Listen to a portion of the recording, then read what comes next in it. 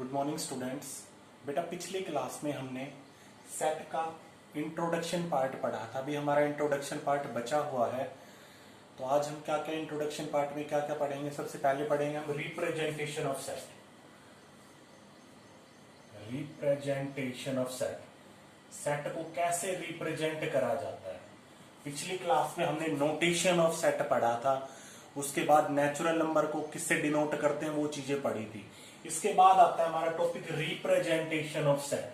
Set को represent कैसे करें। सेट को रिप्रेजेंट करने की दो टाइप होती है, दो वे होते हैं। पहला वे होता है हमारे पास टेबुलर फॉर्म, टेबुलर फॉर्म या रोस्टर फॉर्म भी इसका दूसरा नाम है।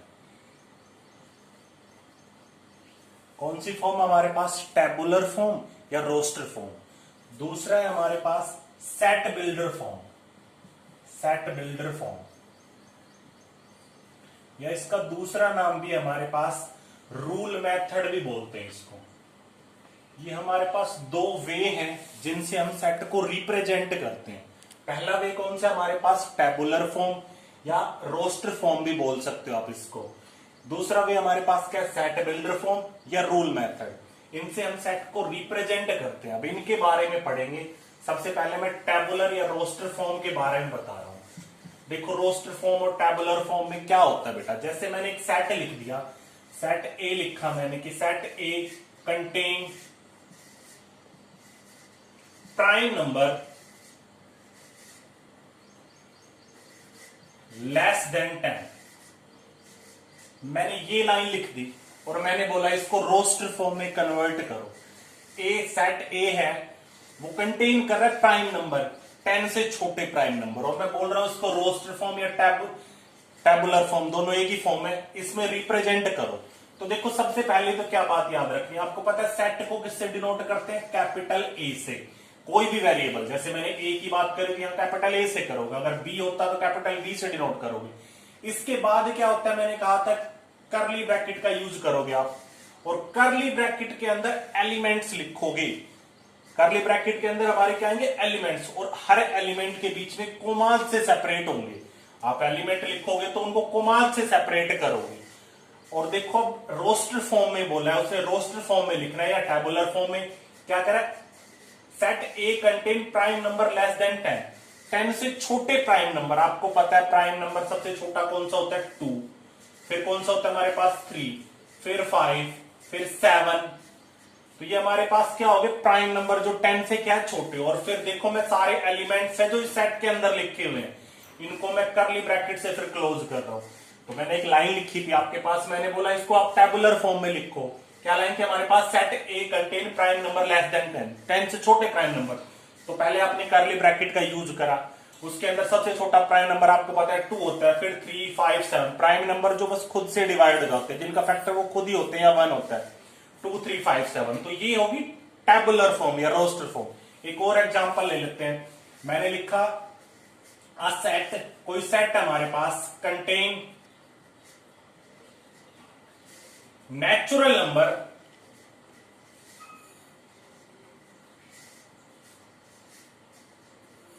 बस मैंने इतना लिख दिया। क्या लिखा मैंने, आ सेट कंटेन नेचुरल नंबर। एक सेट है जिसके अंदर हमारे पास क्या, नेचुरल नंबर है।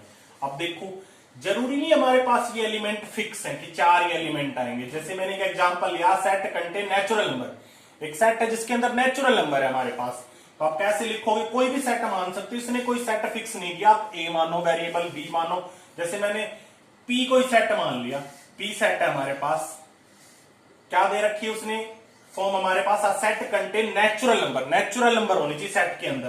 तो नेचुरल नंबर आपको पता है 1 से स्टार्ट होते हैं, फिर 2, फिर 3, 4। अब सारे नेचुरल नंबर तो हम लिख नहीं सकते, तो हम आगे डॉट लगा देते हैं। मींस ये आगे तक हमारा कंटिन्यू है नेचुरल नंबर, क्योंकि नेचुरल नंबर का कोई एंड पॉइंट तो हमारे पास होता नहीं है। ये हमारे पास क्या आ गया, रोस्टर फॉर्म। तो रोस्टर फॉर्म आपको अच्छे समझ में आ जानी चाहिए। कोई ना कोई जो भी एलिमेंट होंगे सेट के अंदर, वो एक तो कोमाल से सेपरेट होंगे, और आपके पास एक स्टेटमेंट देगा, और स्टेटमेंट को आपको नंबर्स में लिखना है या अल्फाबेट में, जो भी फॉर्म उसके अकॉर्डिंग पूछी जाए वो आप लिखोगे। तो ये हो गया हमारी रोस्टर फॉर्म। इसके बाद आती है हमारी सेट बिल्डर फॉर्म। जिसको हम दूसरा नाम दिया हमारे पास रूल मेथड। दूसरी फॉर्म हमारे पास कौन सी है? Set builder form. Set builder form या दूसरा नाम भी इसका यूज कर लेते हैं हम, रूल मेथड। कोई भी नाम आ सकता है हमारे पास। देखो इसमें क्या होता है, सेट बिल्डर फॉर्म में आपके सेट के अंदर एक कोई स्पेसिफिक प्रॉपर्टी यूज होगी। कोई स्पेसिफिक प्रॉपर्टी मींस कोई भी प्रॉपर्टी यूज होगी जो हमारी डेफिनेशन के अकॉर्डिंग देगा वो क्वेश्चन में, और वो प्रॉपर्टी फिक्स रहेगी। जैसे मैंने क्या लिखा है आपके पास, लिख दिया मैंने हमारे पास कोई सेट है, जैसे मैंने बोल दिया ये सेट है बेटा आपके पास, और सेट के अंदर मैंने एलिमेंट लिख दिए 1 2 3 4 अप टू ऐसे डॉटेड कर दिया मैंने, ये सेट है। और मैं कह रहा हूं इसको आप सेट बिल्डर फॉर्म में लिखो। Set builder form roster form का अपोजिट है बिल्कुल। रोस्टर फॉर्म में आपको एक स्टेटमेंट मिलेगी, उसको आपको अल्फाबेटिकली या नंबर्स में लिखना है। सेट बिल्डर फॉर्म में क्या होगा, आपको रोस्टर फॉर्म मिलेगी, रोस्टर फॉर्म के टाइप आपको उसको स्टेटमेंट में लिखना है। सेट बिल्डर में क्या होती है, बिल्डर फॉर्म हमें एक स्टेटमेंट बनानी है। सेट बिल्डर फॉर्म में क्या हमारे पास ये सेट दे रखा है 1 2 3 4 और कह रहा है इसको सेट बिल्डर फॉर्म में। तो देखो ये जो सेट के अंदर ये एलिमेंट लिखे हुए इनकी अपनी एक प्रॉपर्टी है, कोई फिक्स प्रॉपर्टी। अब वो प्रॉपर्टी आपको पहचाननी है, इनकी प्रॉपर्टी क्या है, क्या लिखा हुआ है 1 2 3 4 अप टू। अब आपको इन नंबर्स को देख के ही दिमाग में आइडिया आ जाएगा कि ये तो हमारे नेचुरल नंबर लिखे हुए हैं। क्या आइडिया आ जाएगा हमारे पास कि 1 2 3 4 सारे नेचुरल नंबर अप टू है, तो ये प्रॉपर्टी किसकी, नेचुरल नंबर की। अब इसको लिखने का तरीका क्या है, ये सेट लिखा, सबसे पहले आप कोई भी वेरिएबल लिखोगे एक्स वाई जेड, कोई भी वेरिएबल यूज कर सकते हो। इसके बाद आपको दो साइन यूज करने हैं, इनका मतलब होता है सच दैट।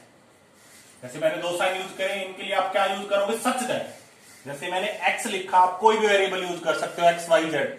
एक्स, फिर हम एक्स के बारे में अब एक्सप्लेन करेंगे, एक्स सच दैट। मैंने क्या लिखा, एक्स फिर such that X belongs to natural number. मैंने क्या लिखा है, एक्स सच दैट, ये जो दो हमारे पास डॉट है किसको रिप्रेजेंट करे, सच दैट मीन्स हम एक्स की प्रॉपर्टी बता रहे हैं। एक्स ये किसका साइन होता है हमारे पास, बिलोंग्स का। एक्स किसको बिलोंग करे, नेचुरल नंबर को।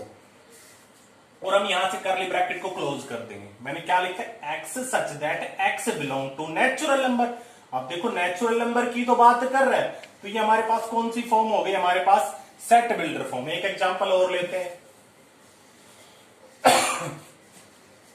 जैसे मैंने एक और ले लिया बेटा, मैंने कोई सेट बी लिख दिया और इसके अंदर लिखा मैंने 2 3 5 7 11, जो कि हमारा पिछला जो मैंने एग्जांपल समझाया था। मैंने ये कोई सेट लिखा और मैं बोल रहा हूं इसको आप सेट बिल्डर फॉर्म में लिखो। तो आपको इनको देख के समझना है, ये सारे प्राइम नंबर लिखे हुए हैं हमारे पास। क्या लिखे हुए बेटा, प्राइम नंबर। अब आप सेट बिल्डर फॉर्म में कैसे लिखोगे, बी सेट लिखोगे, करली ब्रैकेट का यूज करोगे, कोई भी वेरिएबल यूज कर लो आप। मैंने एक्स यूज करा, वाई भी यूज कर सकते हो, सच दैट। अब हम एक्स के बारे में एक्सप्लेन करेंगे। देखो यहाँ एक्स ये इसके एलिमेंट्स हैं हमारे। क्या करें, एक्स की value X such that X belong to prime number, या तो आप ऐसे लिखो X belong to prime number, ऐसे लिख सकते हो। या एक और भी तरीका है लिखने का, आप क्या लिखोगे, एक्स स्टेटमेंट में भी लिख सकते हो, x such that x is a prime number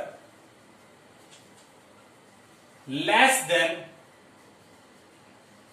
13। मैंने क्या लिखा है, X such that x is a prime number. X हमारे पास क्या, प्राइम नंबर, और जिसकी वैल्यू कहां से किससे छोटी है, 13 से छोटी है। देखो सबसे छोटा प्राइम नंबर 2, फिर 3 5 7 11, और इससे नेक्स्ट प्राइम नंबर कौन सा था, 13। लेकिन मैंने इक्वल नहीं बोला है, मैंने बोला है 13 से छोटे प्राइम नंबर। तो 13 से छोटे प्राइम नंबर आपसे कोई पूछेगा तो आप यही तो बताओगे, 2 3 5 7 11।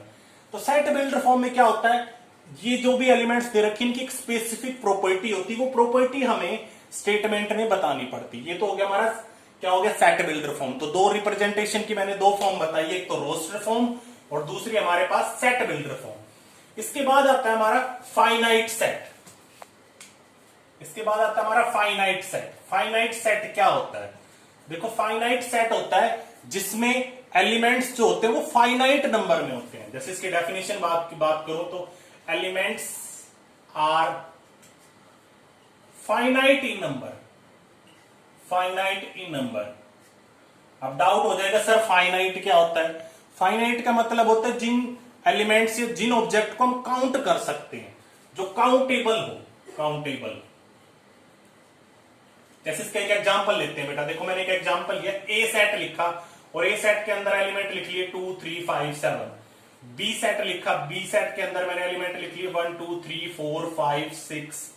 तो देखो ये एलिमेंट हम काउंट कर सकते हैं। अगर मैं इसके एलिमेंट की बात पूछूं कि ए सेट के अंदर कितने एलिमेंट है, तो आप बताओ सर 1 2 3 4 4 एलिमेंट है। 4 को हम काउंट कर सकते हैं, मींस इनके एलिमेंट को हम काउंट कर रहे हैं तो फाइनाइट हो गया ये कौन सा सेट हुआ, फाइनाइट। या बी सेट लिखा मैंने, इसके अंदर एलिमेंट लिखे 1 2 3 4 5 6, तो ये भी हम काउंटेबल है। और इनफाइनाइट सेट, इनफाइनाइट सेट में हमारा क्या होता है, जिन एलिमेंट को हम काउंट नहीं कर सकते। जैसे मैंने एक सेट लिखा, ए सेट लिखा और ए सेट में लिखा मैंने 1 2 3 4 और डॉटेड ऐसे लगा दिया, तो ये तो काउंटेबल ही नहीं है, तो नेचुरल नंबर की बात कर रहा है, जो अप टू जिनका कोई एंड पॉइंट नहीं होता। ये एक और सेट ले लिया मैंने भी, और उसके अंदर लिख लिया मैंने collection of whole number, collection of whole number. तो आप होल नंबर की बात करते हो, तो होल नंबर का बेटा कोई एंड पॉइंट थोड़ी ना होता है। होल नंबर 0 से स्टार्ट होते हैं, 1 2 3 4 और लास्ट तो इनका कोई होता ही नहीं, तो इनको तो हम काउंट ही नहीं कर सकते। ये कौन से हो गए हमारे, इनफाइनाइट या नॉन फाइनाइट सेट, और ये कौन सा हो गया हमारे पास, फाइनाइट सेट। तो हमने 4 चीजें पढ़ी है, set builder form, roster form, finite set, infinite set. Finite set जिसके एलिमेंट फाइनाइट नंबर में होते हैं, जिनको हम काउंट कर सकते हैं। इनफाइनाइट सेट जिनके एलिमेंट को हम काउंट नहीं कर सकते। तो ये हो गया बेटा आपका आज का इंट्रोडक्शन पार्ट। इसके बाद हम अपनी जो एनसीईआरटी की एक्सरसाइज 1.1 है उसके क्वेश्चन करेंगे। अगर आपको मेरी वीडियो पसंद आई तो प्लीज लाइक शेयर और सब्सक्राइब करो, और अगर आपका कोई भी डाउट है इस वीडियो से रिलेटेड तो कमेंट बॉक्स में अपना डाउट लिखो।